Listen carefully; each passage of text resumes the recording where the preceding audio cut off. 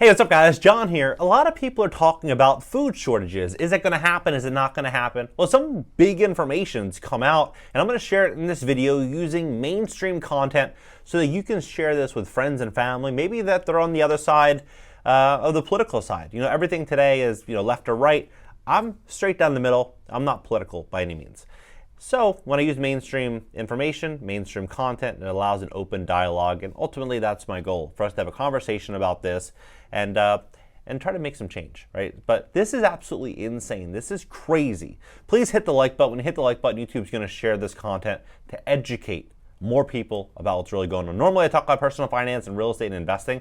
However, food prices and food scarcity, all of that is much, much more important, and that without question will directly reflect the economy, real estate prices, business. It will reflect everything, right? Take a look at this. This is the cover of The Economist. The cover of The Economist about 10 months ago, May 2022. But if you look, it's kind of eerie, right?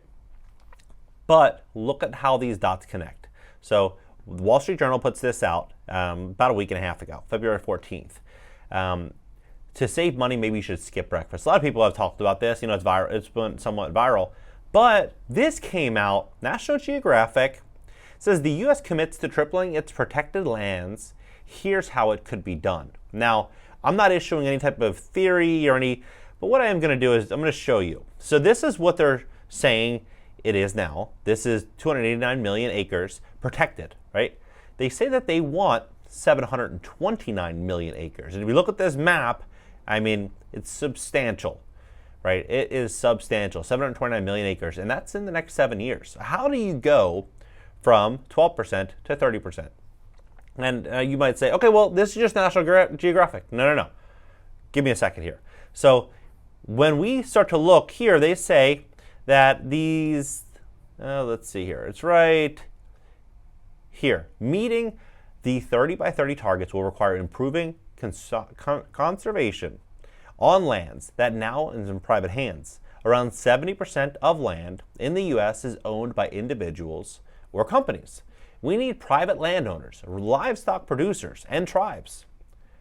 Let's identify a geography and let that lead us to the table and see what levers we can pull.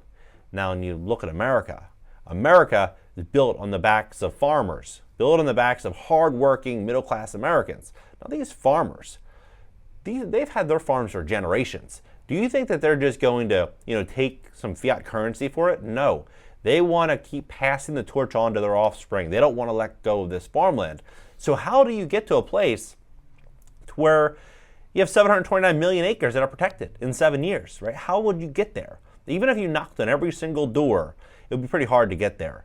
It would be pretty challenging. A lot of people would not sell.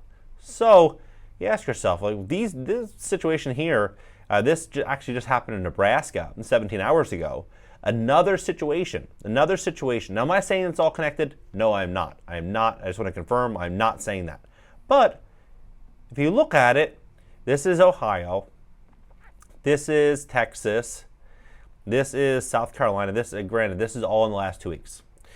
This is Detroit, 16th, right? So if you look at just the dates, 17 hours ago, this was an hour ago. They're talking about this. This actually happened about 2 weeks ago, but it's just, daily updates. This 2 days ago, this about a week ago, right? So just connecting this 16th, right? And when you look at this situation that, we're hearing about it all day, nonstop, it's enough, right? We're hearing about it all the time. But Ukraine and Russia are key exporters of wheat, barley, corn, and cooking oil, particularly to African and Middle Eastern countries. Turkey and the United Nations brokered a deal last summer to allow Ukrainian grain to pass through the Black Sea ports, but Russia is reportedly still hindering shipments. Russia is also a major producer of fertilizer and petroleum. Disruptions to the flow of these goods are compounding other supply chains and climate challenges, driving up food prices and causing shortages in Chad and Sri Lanka and Tanzania, right? And talking about 8 million people are being displaced. But we're now hearing this. This just came out today, why the UK supermarkets are facing fresh food shortages, right? Here, the same exact thing. Hearing the same exact thing.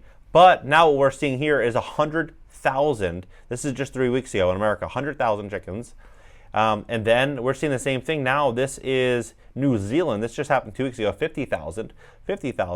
And this situation, right? This is in the Netherlands, 3,000 farms, 3,000, and this is December 10th. And the goal is the same exact goal. They want to reduce by 50% by, in the next 7 years. And so what do they produce? They produce 4 million cows, 13 million pigs, 104 million chickens, and Europe's biggest meat exporter. But it also provides vegetables to much of Western Europe. The country has nearly 24,000 acres, almost twice the size of Manhattan. So if they are looking to reduce by the 50%, like they said, that would mean that they would have 50% less of all this, right? So if you have 50% less and you're looking to figure out a way to grow this to conserve it, how could prices come down for food and produce? It's a real conversation. How could that happen? Right? Food prices could not come down. In fact, they would likely only increase. So it leads me to believe that we are going to be stepping into a situation in which food prices will continue to rise. I don't see any way around it. And I think that if they are looking to hit this number, me being a business person, if I were this person trying to buy 729 million acres, I would be looking for opportunities, right? I would want to buy distressed deals. I'd want to go out there and pay the lowest price possible to get the most acreage possible to hit these numbers. But where could I get, that extra 500 million acres? Where could I do it? I would probably bet all along these areas, right? All along these areas, probably because these farmers, property owners, they're going to be in distress. They're not going to have options. They might not be able to grow crops or produce. They might not be able to use their land. So they might not have been sellers last year or even 2 months ago. But now they might be sellers. So if they are considering this, which according to National Geographic, this is what they're saying. This is a statement that they made. That's what's likely going to happen. So 30% of U.S. land in the next 7 years. Something massive has to happen for that to happen. And things are happening now. So when you start to disconnect the dots, my belief is that what we are going to start to see is a conversation about inflation coming down, food prices coming down. It's going to slowly start to dwindle away. We're going to start to see more headlines like this. To save money, maybe you should skip breakfast, maybe you should eat a little less lunch, or maybe you should, have lab or plant-based food. It's better for the environment. It's cheaper. This will likely come into play, meaning that the available supply, the available stock, might be greatly reduced. And so it might just be a game of who can pay the most, right? If you can pay 10 or 15 or 20 bucks for eggs, then you get them, right? And if you can't, then you get the other substitute. So, it's unfortunate, but I like to do my own research, come to my own conclusions. My research, my conclusions, is that we are not going to see prices come down by any means.